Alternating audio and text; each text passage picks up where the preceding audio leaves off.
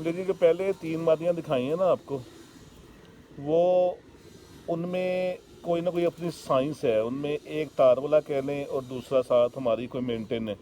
ये जो अब दो दिखा रहा हूँ ना, ये बिल्कुल 100%, चाहे ये 8वीं पीढ़ी है या 10वीं पीढ़ी है ये प्योर जो असल तार वाले कबूतर होते थे, ये वो हैं।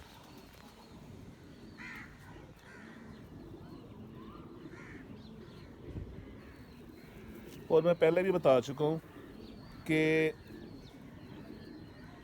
उस्ताद फ़ियो की ज़ुबानी के तार वाले कबूतर कैसे बने, तो ये उनकी ज़ुबानी है कि बांके कबूतर और चूहे, ये उन्होंने आपस में पेयर लगाया था, तो उसमें से झोंसले तार वाले कबूतर बने थे। और तार वाला नाम इसलिए पड़ा था कि उस्ताद जी का, उस्ताद फ़ियो का एक बच्चा अक्सर टाइम करके आता था, तो उनके घर के पास शदरे में तारें थी बिजली की, वो तार पे बैठ के फिर नीचे उतरता था छत पे, तो इसलिए इनका नाम पड़ा था तार वाले। अब लोगों ने इनकी स्टोरियाँ जो भी बना ली कि जी पैर में तार डाली, ये हो गया वो हो गया।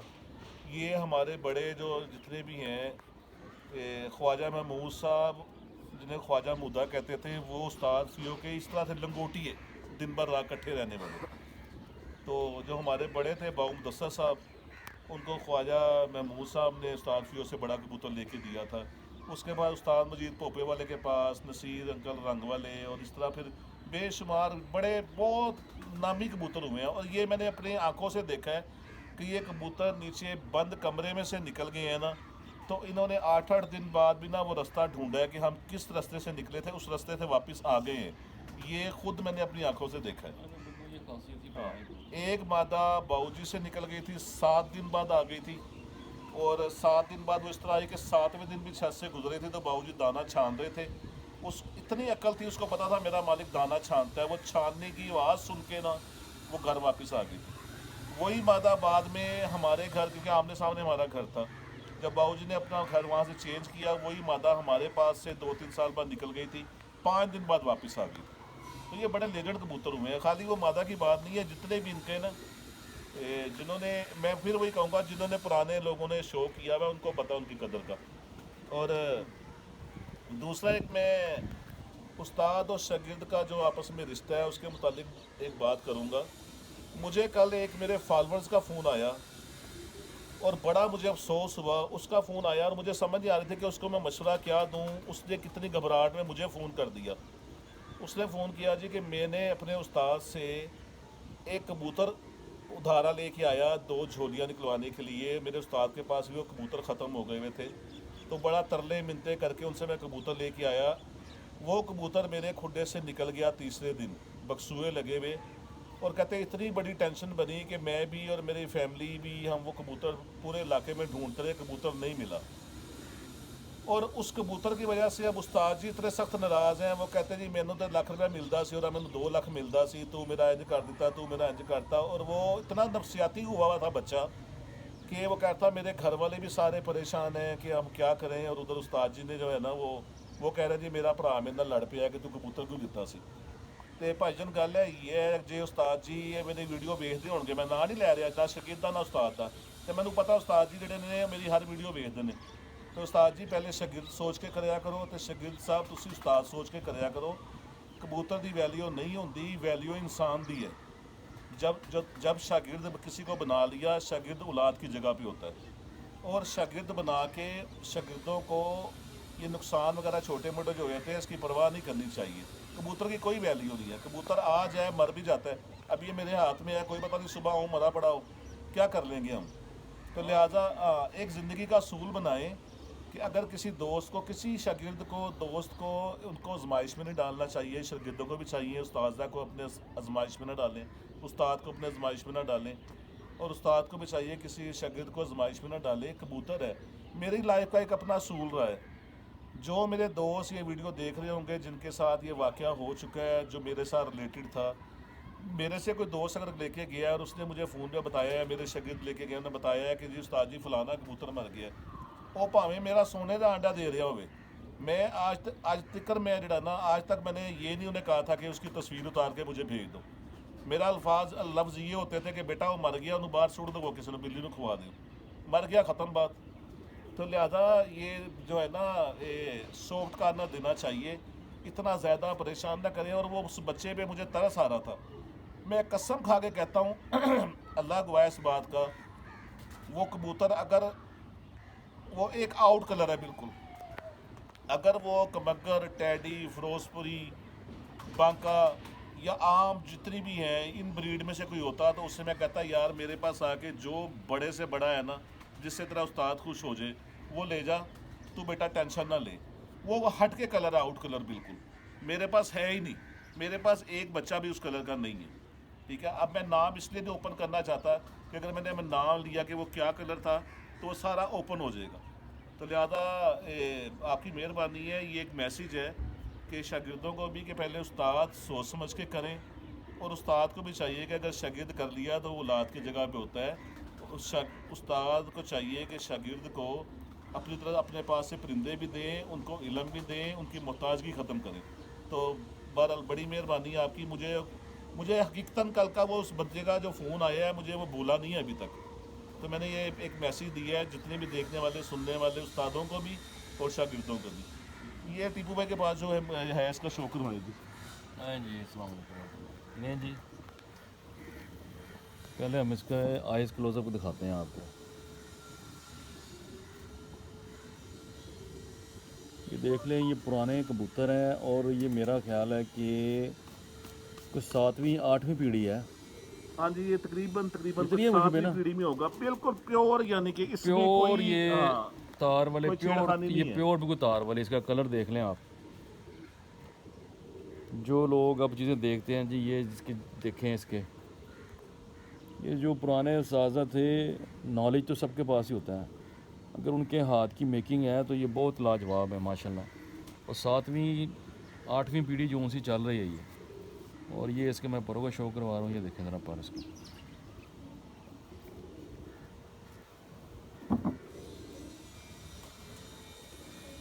परों की देखें माशाल्लाह सीख, और कैसे पर पे पर जुड़ा हुआ है। और ये देखें, ये पर जोन सा है इसमें रेडनेस नहीं है,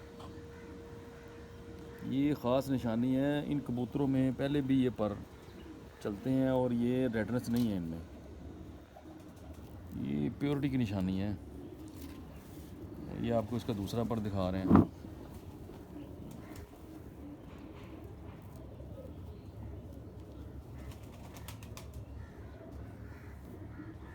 और ये देखें, ये भी पर है इस साइड पे माशाल्लाह सेम, बहुत मज़ा आ रहा है। ये इसकी टेल है।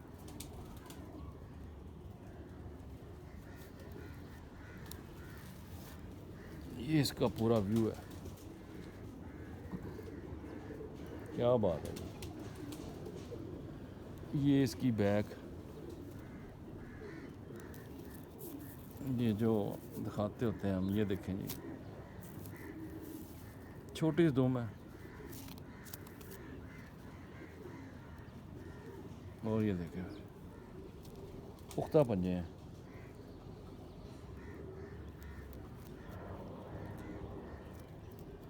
बहुत आला जी, मज़ा आ गया। जी इसका मैं शो करवाता हूँ, इसके बाद वीडियो का एंड करेंगे। ये जो है ना, ये कबूतरबाजी की किताब है। मेरी नज़र में ये कबूतरबाजी सीखने के लिए और कबूतरबाजी की एक किताब है। तो मैं इसका शो करवाता हूँ, बाद में इसको मैं टीपू भाई को भी इसका शो करवाता हूँ। इसकी पसंद भी बड़ी है, इसके जद्द अमजद जो इसके बड़े थे वो भी बड़े पसंद थे। इसने एक ऐसा कारनामा दिखाया, उसके बाद ये जवान होने के बाद तो बाकी किताब बन गई। ये पाँच कली का बच्चा था, जोड़ों के लिए रोका हुआ था, तो इसको झोला हो गया। एक हमारे मिलने वाले हैं, वो ले गए कि जी मुझे दे दें, क्योंकि झोले वाला कबूतर ना इंसान डर रहा होता है। वो ले गए कि मैं इसको ठीक कर लूँगा।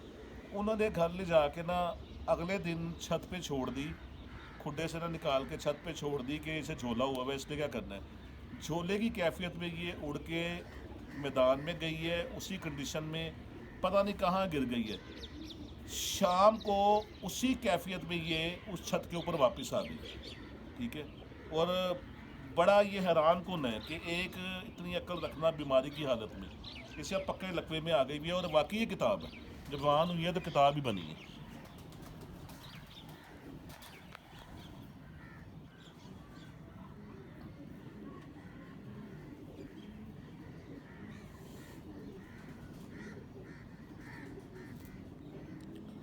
और ये अपने घर में पला हो बच्चा, अपने घर में 4-4 5-5 कली का हुआ होना, तो चलो बंदा कहता है जी वो अकल कर गया, वापस आ गया। कोई बंदा रात को लेके जाए और उसको अगले दिन उसकी छत पे 5 मिनट छत पे फिरने के बाद कबूतर इस तरह ज़ाया हो जाए और शाम को वापस आ जाए, बहुत मेरे लिए बहुत हैरानगी की बात है। बड़े कमरे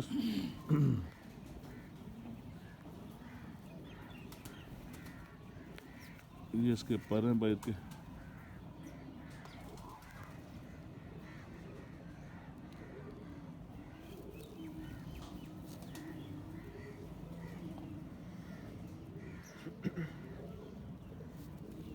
ये देखें, ये बड़ी नोट करने वाली चीज़ है इसका ना, इसकी हर एक चीज़ जो है ना, हर एक चीज़ परों से लेके दुम से लेके पंजे, उंगलियां, नाखून, ये बाकी कबूतरबाजी सिखाने वाली चीज़ है। ये हड्डी,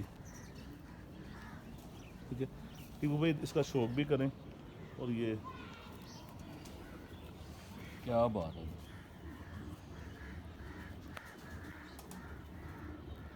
वो लाजवाब परिंदा है, वाकई सही कह रहे हैं आप। बड़ी यार ये मैं कहता हूँ किताब ही है हकीकत भाई, ये बात में कोई इसमें जो सा मजाक नहीं।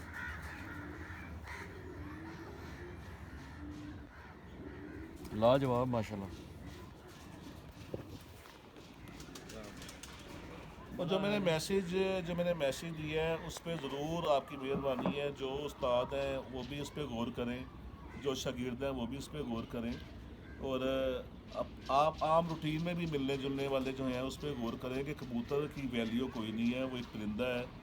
वैल्यू इंसान की है। हाँ, इंसान पहचानने में आपकी आई चाहिए, ठीक है। इंसान भी जो है ना, बस मैं क्या कहूँ कि दोस्त जो है ना, बड़ा बड़ा सोच समझ के बनाना चाहिए। और जिस उम्र से हम गुजरे उस उम्र में नई नई सहेलियाँ तो नहीं बनती, तो बड़ा सोच समझ के ये भी दोस्त भी बनाना चाहिए। और बाकी मैं क्या, अब बेशुमार बातें हैं, तो फिर अगर वो ज़्यादा मैं कहूँगा तो किसी की दिलदारी होगी। बहरहाल मेरे चैनल को सिंपल एंड यही कि मेरे चैनल को सब्सक्राइब कीजिएगा। और जो आपको परिंदों का शौक आज करवाया है उसके मतलब ज़रूर बताइएगा। और जो मैसेज दिया है उसमें ज़रूर गौर कीजिएगा। अपने शागिर्दों के साथ औलाद होती है, उसको उनके साथ मोहब्बत करें, उनको इल्म बांटें, उनको अपने पास से परिंदे दें, उनका शौक करवाएं। और फिर वही आपको पैगाम देना चाहते हैं तो नहीं, जो आपने बातें की हैं बड़ी अच्छी की हैं, और मेरी तरफ से भी ये पैगाम है कि शागिर्द जब आप करते हैं तो उसको बिल्कुल अपने औलाद की तरह जो है उसका ख्याल करें, ना समझें कि वो शागिर्द है। क्योंकि कोई अगर शागिर्द होता है तो वो बहुत सोच समझ के होता है। मेरी तरफ से भी आज परिंदों का शौक़ किया, मज़ा आ गया। ये मादा का तो बहुत लाजवाब है। हर एक कबूतर की एक अपनी एक क्वालिटी होती है। जो मुझे भाई ने मैसेज दिया है, हमारी तरफ से वही मैसेज है। खुश रहें, दुआ में याद रखें। ओके।